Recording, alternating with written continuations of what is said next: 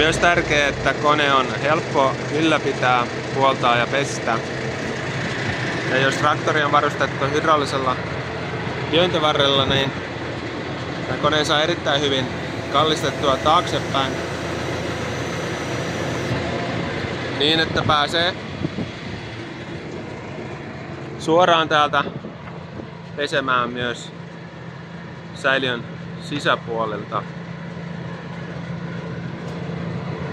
Ja näytössä on myös semmoinen toiminto, että pystyy laittaa pesuasentoon.